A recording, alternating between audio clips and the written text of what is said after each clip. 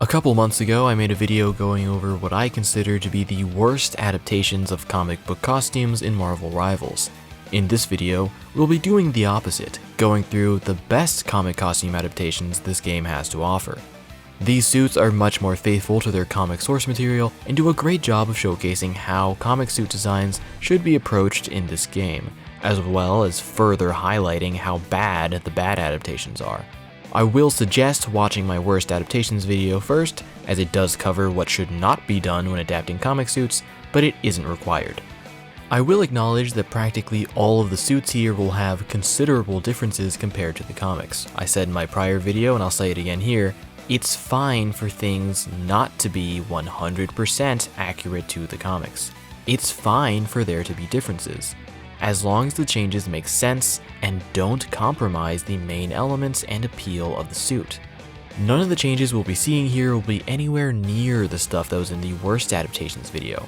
There's not going to be headwear that's been completely changed from the original, no new headwear invented for a design that did not originally feature any, no addition of the color green where there wasn't any before and wouldn't make sense for it to be there, no one is a cyborg for no reason, and so on. But we do still have an incorrect citation here, so there is that. Let's jump right into it by looking at our first costume, Wolverine's Patch outfit. Yep, that's Patch alright. In the comics, Patch was an alias Wolvie used while on the island of Madripoor, where he wore a white suit jacket and an eye patch. And that's what he looks like here.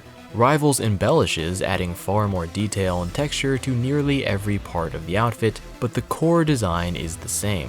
The biggest departure is his bow tie, which has been changed to a feather bow tie. Even then, that's a pretty minor thing. It's still a bow tie. So altogether, really good, really simple adaptation. Next up is Star-Lord's Master of the Sun outfit. After spending 100 years in an extra-dimensional world, Star-Lord gets this hippied out look. I really like what Rivals has done here. All the important parts have been retained. The symbol on his jacket, his hairstyle and beard, the loop on his waist, and his feather necklace. It's all here. In terms of changes, they've spruced it up a bit and made it more sci-fi, most notably with his boots, which are now more armored. His jacket has more going on. The biggest change is the addition of a gold marking on his bare chest, which is fine. It's not overwhelming, it fits right in, it's fine. This suit is pretty much the same thing, just a little more jazzed up, which is good because I think this suit needed it. This suit is also in the Guardians of the Galaxy video game, where it stays much closer to the design in the books, and I never used it there because I thought it was boring. But Rivals has really brought out the best in this suit, because this is all you have to do. Slight tweaks. You do not need to completely overhaul a suit to make it work. Some suits only need a little more oomph to work, and Master of the Sun is a perfect example of that. Sticking with Star-Lord, I also like his King of Spartax outfit. This one deviates in the finer details, ditching the plated, almost scale-like design of the gold elements from the books. Aside from that, the most important bits of the suit are still there. The black and gold coloring, the blue sash, the general regal design, all of that is kept. The biggest change is the huge shoulder pads, which is pushing it a little, but it's acceptable. For a suit that only appeared in a handful of issues, this is a pretty good rendition of it. Moving on, we have Thor's Lord of Asgard suit. We'll actually be sticking with Thor for a while, as they generally do a good job with his suits. The Lord of Asgard suit was extremely short-lived in the comics, appearing for only 3 pages before he goes into a waterfall that melts the suit off. A shame, since this is one of the coolest outfits he's ever had. This is another case of a suit changing the finer details, the way the armor is detailed and constructed, the plating of his helmet, stuff like that, but the bigger important aspects are still kept, as well as the overall design and colors. I do like the addition of gold on his chest, as it matches the boots and waist, making things more uniform. It's funny, I got several comments on my other videos saying that part of the reason Rivals changes the comic design so much is that the stuff from the comics is too simple and doesn't have enough detail, and yet this design is actually more complex in the books and was simplified for Rivals. Still, really good adaptation. Thor's Reborn from Ragnarok suit is based on his design from his 2007 series, where he returned from the dead after being gone for 3 years of real-life time. This suit in the books was a major visual shift for Thor, and practically every suit that came after it is built off of this one. Rivals does a great job translating this iconic and important look into the game. In so many ways, this is a very direct adaptation. Things like the scale armor, helmet, cape, chest circles, and cuffs are pulled directly from the books. Thor's size in this game almost perfectly matches how he was drawn by Olivier Coipel. They've made the circles on his tunic metal to match the ones on his chest, fixing the issue I've had with this suit in the books, where those tunic circles were like painted on instead, which always looked weird to me. The biggest departure of this suit is the colors. The black and yellow parts of the suit in the comic have been colored blue here instead. I don't like this, and it does hold the suit back. But I know exactly why they did it, to make it look more different than his default suit. Thor's default already had those colors, so to avoid complaints that these two were too similar, they changed this suit's colors to blue. The removal of the gold likely also explains why they changed the belt buckle, although I don't really mind that. I do wish this suit kept its colors. Here's a mock-up created by an artist on Twitter so that you can see what that would look like. I'd be willing to spend on this as an alternate palette for this suit since this game has that feature already. Despite this issue, I still think this is a strong adaptation of the suit, although it could be better. Thor's last suit I'll be talking about here is his Herald of Thunder suit. This is from when he briefly became the Herald of Galactus some years ago, and this is a pretty popular design. It was even in Fortnite. But I've never liked it. I like the suit he got after this, but this thing? No, not a fan. I always thought it looked too odd. And the design of it, the spikes and everything, I feel like it doesn't really come together.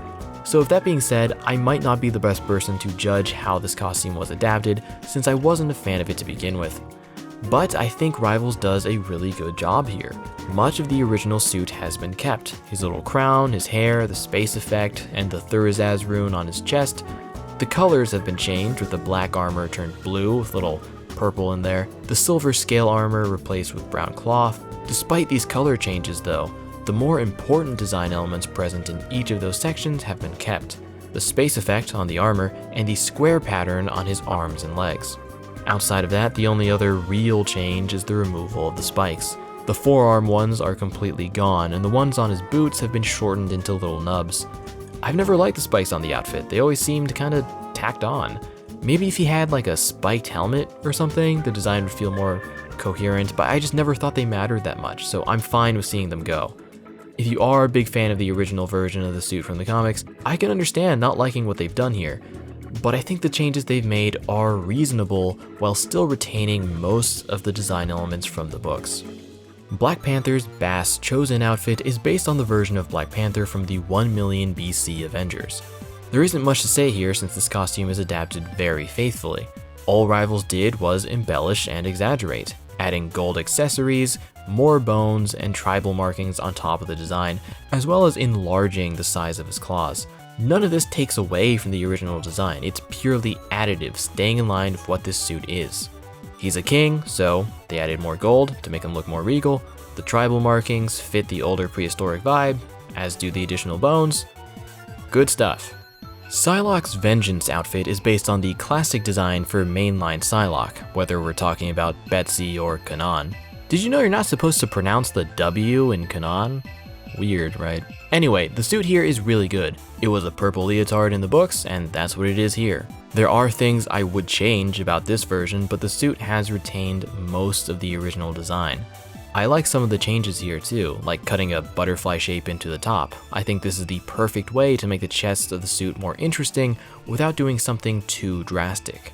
The red sash being wrapped so elaborately to make it an even more present part of the design is good too. When it comes to what I would want to change, there are 3 things. Starting with the biggest issue I have with this thing, the silver decoration on her legs. I understand that it matches the other silver decor they've added on her sword and shoulder, but I think this is going too far. I would remove basically all of this. Secondly is the section on her chest that is a slightly different shade of purple than the rest of the suit. It's really not that noticeable in-game, however, in nearly anything else that uses this suit, whether it be fan art, cosplay, the in-game spray, This section is way more prominent, the coloration even further from the bodysuit, making this bit stand out way too much, and I don't like it. Again, it's not that prominent in the actual game, but I still think it would look better if it was just the same color as the rest of the outfit. Lastly, her hair. What is this hairstyle, bro? I know, no one's looking at her hair, but come on. What are these literally chopped bangs? Why doesn't she just have a normal hairstyle like in the books? Whack. Anyway, all of those things that I do have issue with are still fairly minor problems, and I still think this is a strong adaptation of this suit. Could be better though. Loki's presidential attire is based on the 2016 Vote Loki book, where he runs for president. This suit is far more obvious with its deviations from the source material compared to others in this video. In the comics, his suit was a normal black suit with a green tie, and on occasion, a green vest. Rivals gave it a lot more pizzazz, which I'm fine with. This was a very standard outfit in the books that only appeared in a 4-issue limited series, so I'm fine with them making some changes to turn it into more than just a suit. They've added a scarf, gloves, an overcoat, and a lot more green. But his headpiece is largely the same. It's still a formal suit that you can see a president wearing. Green is Loki's color, and they've only added more of it. There's no huge upset here. Except for this junk on the back. All these lines here. What is this? Why is this here? None of the other suit jacket or overcoat style outfits in this game have this type of design on the back. I don't know why they decided to add these lines here. The front of the coat looks fine. Why did they over-design the back? Why couldn't they just show some restraint here? Storm's Ultimate Wind Rider skin is based on her appearance in the new Ultimate Universe, where she appears as a supporting character in Ultimate Black Panther. This suit gets the general idea across, but many of the finer details are different. Some of these changes aren't great. Rivals added 3 different X logos to the outfit, which doesn't make sense since this version of the character is not affiliated with the X-Men. And I really don't like how her having gloves here has robbed us of the baggy sleeves this outfit had in the books. Even with these changes and other more minor ones, Rivals still manages to capture much of the original outfit, things like her hair, the jacket, the white around her boots, and the general color placement. I look at this and I think, yeah, that's Storm from the book I was just reading, which in my opinion is a win. Jeff's Devouring Duo skin is his symbiote costume. This is our incorrect citation, as this suit is cited as being from Deadpool 2019 issue 10. While a symbiote Jeff did appear there, he looked like this, which is not at all what he looks like in this game, and that's because this suit is actually based off the design seen in 2023's Extreme Venomverse issue 5. And it's a fairly close recreation of that design, so it should be cited as such. Yes, there are differences, but nothing too big, and the ones that are there make sense.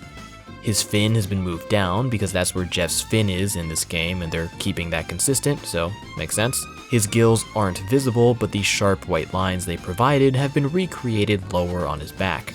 He's missing the purple highlights on the black parts, but I'm fine with that. He's fully black instead, like Venom, which, you know, it's symbiote stuff, should be black. And it's better that they did this instead of making him fully purple like Penny's Venom suit. The added little touches of light blue are nice, it matches the color of all his water effects. And I really like the null swirls on his paws. Aside from that, this is very similar to the original design. Really good stuff here, keeping what works, slightly refitting some stuff, and adding things that are in line with the character.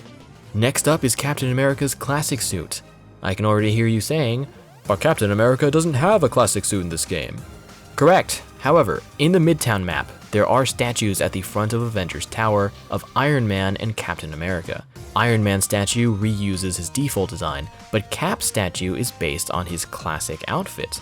All they have to do is clean this thing up a bit and they'd have a solid classic Captain America suit. Now, I want to be clear that I do not think this is an early version of a suit we'll be getting in the future. I think this is just a placeholder model they had early in production that they reused for this map. Since this game's cap is from 2099, they used this earlier suit design for this map that takes place in the present day. Another piece of evidence for this being an early development model is the inside of Avengers Tower that features portraits on the walls of the other Avengers. Some of them have designs that are similar to their defaults, but with a couple differences. That makes me think that these were early versions of the default designs, and Cap's is just a much earlier version. So early that his design on the statue doesn't even feature the stripes on the chest, although weirdly enough, the one on the wall portrait does. And he's using the tech shield Cap has by default. All that being said, I think they should use this as a base for a classic Cap skin. Clean it up a bit, give him his classic shield, and this could really be something. I'll also quickly shout out Cap's Hellfire Gala outfit. I included this suit in my worst adaptations video as an honorable mention since the way they recolored his shield is really dumb and kinda kills it for me. But I do think it's worth mentioning what a good job they did with the outfit itself, since it really is a great translation of what it looked like in the variant cover, and I wish more outfits were as faithful as this. Our last outfit we'll be looking at here is an extremely controversial one. In my video on Rivals' worst adaptations, I got quite a few comments expressing surprise that this outfit wasn't included, which was surprising to me because I don't think it's that bad. That statement right there is kind of an admission that it isn't great, and I'm not sure it's fair to list it as one of this game's best adaptations, but I'd like to highlight it here because it still does get quite a lot right, and it certainly doesn't deserve to be labeled as one of this game's worst adaptations. The suit I'm talking about here is Superior Iron Man. I'll get it out of the way immediately. The problem with this suit is the color. In the comics, this suit is meant to be a very light silver or chrome type of material. But here, the silver of the armor is much darker, less silver and more of a gray color. And yeah, I'll admit, this is a problem. The suit is supposed to be really shiny, a monument to Tony's ego, as in the Superior Iron Man story, Tony's moral compass has been inverted and he's a huge prick. The suit is supposed to reflect that, and the lack of shiny armor prevents that from coming across here. Honestly, the color of the armor feels like a genuine mistake. The image used in the portrait for the suit select shows the armor with a much lighter shade of silver, so why doesn't it look like that in-game? It's especially jarring on the hero menu screen, as you can see the portrait image, and then when you hover over Iron Man and his model appears, he's a completely different color. His MVP animation has a similar schism as the liquid metal that makes up the suit flows onto the screen and is clearly a much lighter silver than the actual suit. So yes, it should be lighter. Here's an edit I made that does just that. If the suit looked like this, I would genuinely have no real complaints with it, and I would consider it to be an excellent adaptation. But it unfortunately doesn't look like that, so it's only an alright adaptation. This suit does still manage to do some things correctly. Circles are a very important shape for Superior Iron Man, as there are many throughout the suit, and this version has retained that, even adding more circles like the ones on his back. The design of his helmet is retained with the diamond shape on his forehead, light on his chin, and circles on his ears. Those two things, the circles and the helmet, are really important, so I'm glad they kept that. The MVP animation also includes the suit's lights turning red. This is a reference to how, in the comics, when he got mad while wearing the suits, the lights would turn red. I'm actually pretty happy that this is kept exclusively to the MVP animation. I don't really want him to do this in gameplay. It's a cool reference, but I vastly prefer when the suit's lights are blue. I mean, I guess they could include this as like an alternate palette for his lights to just be red all the time, but personally I prefer it to be blue. Another issue people have lobbied at this thing is that it's spikier than the comic version, which is true, but it's not that much spikier, so I don't see it as a real problem. The largest spikes are on his forearms, and those ones make sense to me. In the comics, this suit did have itty-bitty little spikes on his elbows. They were really small and kind of unimportant. Basically, none of the suit's adaptations have ever kept this part, but they were there originally. And the suit's forearms already flared out, so Rivals has essentially combined those two things into these spikes, which I think is cool. The other sharper bits they've given this suit, like his knees and shoulder pads, are so minor they don't even register to me. I also really don't care that they didn't include a maskless version of this suit. While he did often go without his helmet while wearing the superior Iron Man suit, I think he looks way better with the helmet. I do think it is kind of weird how the nameplate for this costume depicts him without the helmet, and the MVP animation shows that they did model him to not have the helmet, so they could very easily make a version of him without the helmet. I think all of that is strange, but is it a problem? No. The general design of the suit outside of that has been changed quite a bit, but there's still enough there that I think it's fine. So yeah, I think the suit does a good job. It's not perfect, but it's nowhere near as bad as the stuff in my worst adaptations video, barring the citational stuff. Even the color issue is not that big of a problem, because at least it's still a shade of silver. It's in the same ballpark. It's not a completely different color. They didn't make him green. Who would want green Iron Man? And that's all of them. I told you this one would be shorter. Hopefully now people have a better idea of what I want from a video game adapting suits from the comics. Like I said before, making changes to an extent is fine. I think these suits do a good job of understanding that, simultaneously making these suits distinct while still staying faithful enough to the suits they're recreating. Even if they're not perfect and there's still plenty of room for improvement, they're still good enough. I'll definitely be making a second video on Rival's worst adaptations since they just keep making them.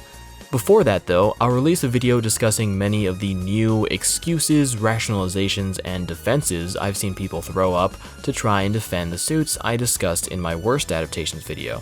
That'll be its own separate vid because there's a lot of stuff there to go through. I can't say when those videos will come out, as I may do other stuff in the meantime, but rest assured that they will come out eventually. Outside of that, you know how it is. Remember to like, comment, subscribe, ring the bell, tell your friends, and I will see you next time.